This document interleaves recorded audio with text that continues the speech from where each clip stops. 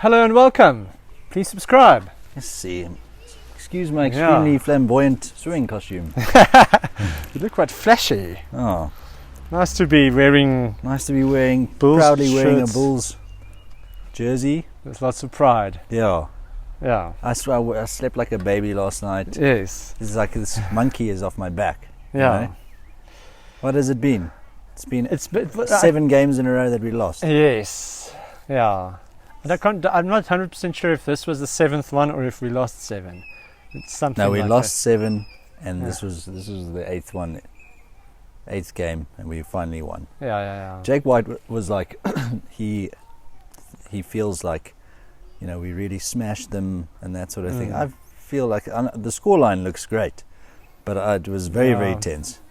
Yeah. Let's just go through the. Let's unpack it. Let's just go through the games of the weekend. So Edinburgh Ospreys, I watched that, and it was quite an entertaining game. Two teams on a high. The Ospreys, I think they said, won 5 in a row, and Edinburgh is sitting quite pretty and 4th on the log.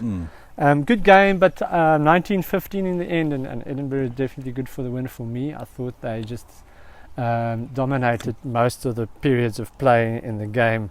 Healy was quite good at fly-off.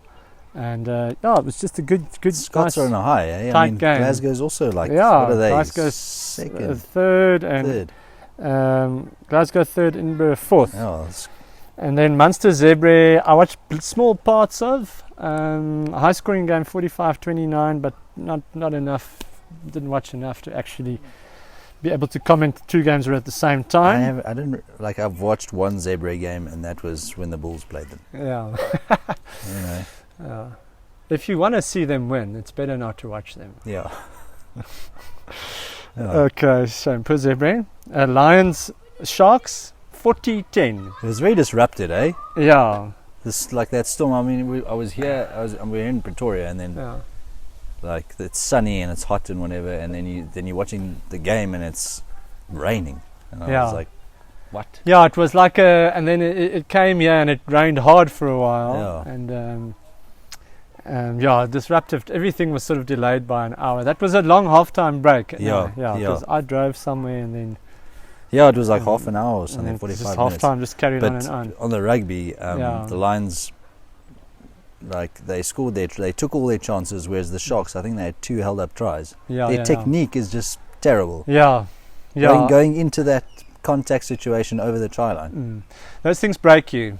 They Yeah, but completely break your spirit, and a team that's got used to losing and just sort of still relying on individual brilliance, 1-1 ball carriers and things like that, and not really being able to get that continuity together. I mean, if you compare just the style of play with the Leinster B team, we're going to get to Leinster just now.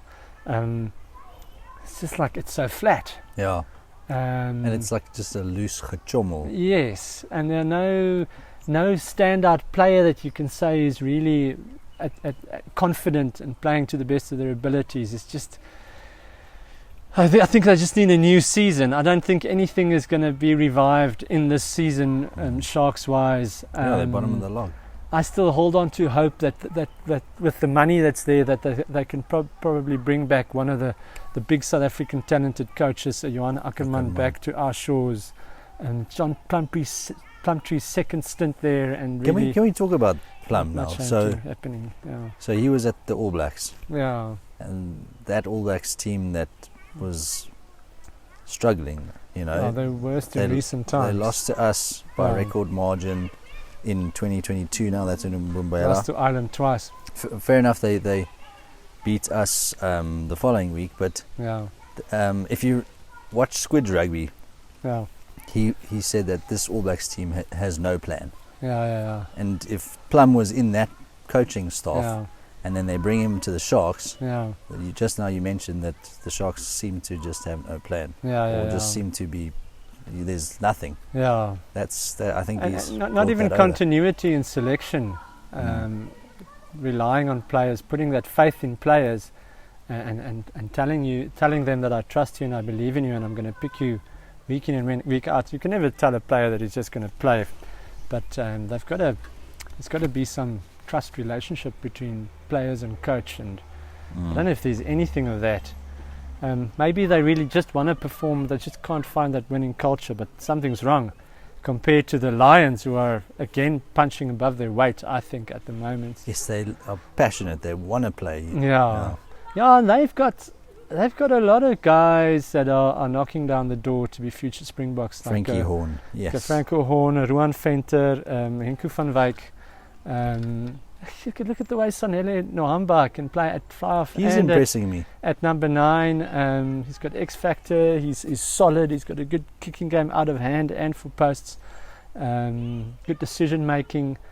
It's just they've got a settled squad, and they've got guys that play week in and week out, and they're just on a good run, good momentum. I want to just check where they are on the log before we carry on. So they've lost. They're 11th. They've lost a lot of games, but I think lately they losing to the Bulls was kind of changed their season a little bit, because they were doing okay and then they lost 2 games in a row, isn't it? Yeah, and then then after that, Benetton, Glasgow, good win for Glasgow away from home to stick to that top of the log position, because Benetton's been playing well. It's 19-9. They're also a team that's, even though the Italians have lost and stuff, drawing against France and that sort of thing, and the under 20s that are doing well, I think they're going to stop 8th on the log. Turning. Someone was like, don't make me laugh about the Italians. We're not saying that Italy's going to win the Rugby World Cup. No. I'm talking about an Italy that lost by almost 100 points against the All Blacks. Yeah, and just sort of happy for them, just sort of want World Rugby to want these kind of teams to do well. Teams. What I'm saying is I noticed that there's a difference. That something is changing a little bit there, and maybe they'll be a little bit more competitive. And we like Benetton as well, but we like Glasgow with Franco Smith there too. So they're doing well. 4th on the log, away from home, always difficult. And then from our perspective, and I think in general, the game of the weekend. Yeah, sold out Loftus. I didn't know they were going to sell the top. Like proper stand. Sold out. Yeah. When last did they open that stand? Yeah, so close for the most part of the game. Well, we started with a bang. It was kind of like there was a recent game that we played against the Stormers. I think it might have been last year or the last game even, where they pulled ahead and then we were fighting to get back in, and it almost felt like that. We kicked those penalties over, difficult kicks from far. Good opening try, 7-0 after a minute and a half. And it just sort of, when it seemed as if the Stormers were getting back into the game, we kicked a penalty or scored a try, sort of almost against the run of play, with the kick through, and Kane and Moody, and Willems's runaway try, which looked like there could have been a knock on there somewhere. And that sort of made the scoreline very convincing, even though it was actually quite close. Who's runaway try? Not Willemse, Arendse, sorry. Arendse. But Kurtley Arendse. Yeah, that wasn't a try then, but for me, a crucial moment in the game was, it was just after half time, and the score was like 19-15, and the Stormers were pushing at our line, like they were on the 5-meter line, penalties to the 5-meter line, and just knocking the ball on and that sort of losing thing, lineouts, stealing a ball or something like that. That was crucial, because if they had scored there, the game would have been completely different. And from there we kicked on a little bit. We chose a lot of character to keep them out in those situations. Have you ever seen a guy being called off the bench after getting a yellow card? I've never seen that. And I still want to know what that. Marius calling everything back for. I didn't see what was the issue there. It was a normal penalisable offence, a normal maybe, but to go back after we've played a whole. As if that didn't happen. Do you think that was penalisable even? It's 50-50. It could be, you know how many situations in a rugby game could be a penalty either way.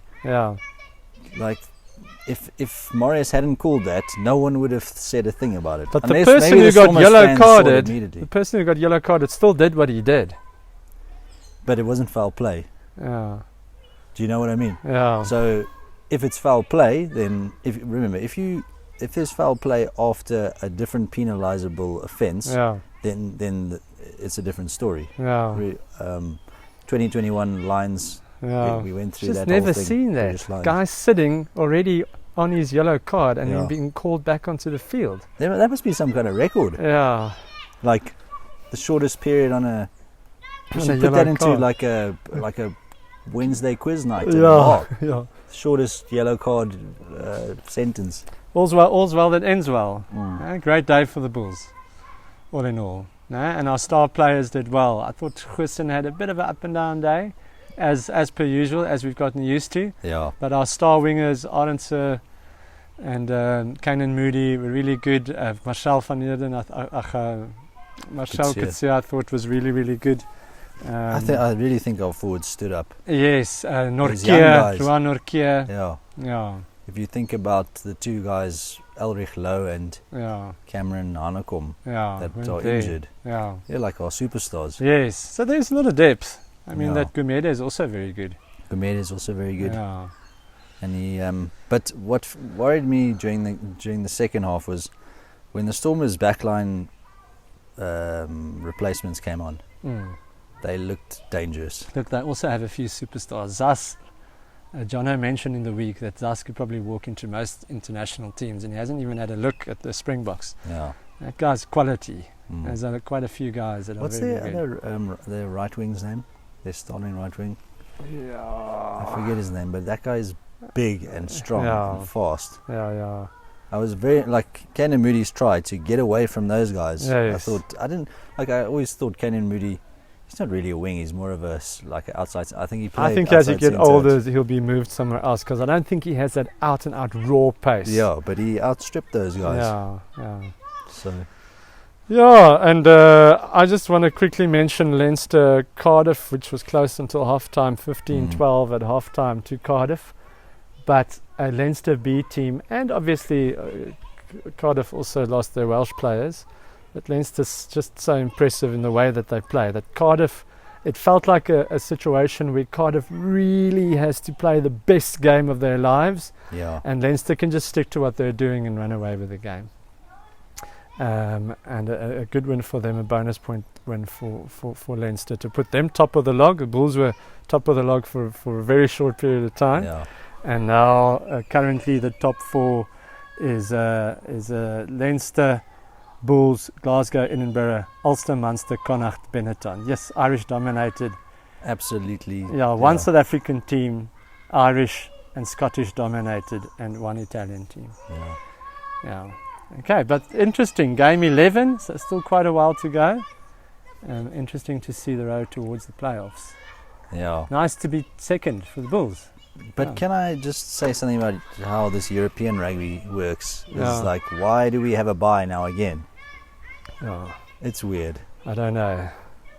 You're talking European Champions Cup now. I'm like, it's not URC on Saturday. So no, but it's Six Nations. I know, but it's weird. Yeah. Remember Super Rugby was like. But they release a few players. Yeah. And then they play, and then they go back again. Yeah. So the Leinster released Pendergrast and a few other guys that play, and then they go back to the squad again and stuff like that. So I think it's just to try and make the URC a little bit stronger. Yeah. Especially now with South African teams in there. Yeah, it's very stop-start, the championship. I wanted to get going now. Yeah, you don't actually know what you're following. Yeah. Okay, cool. In any case. Cheers.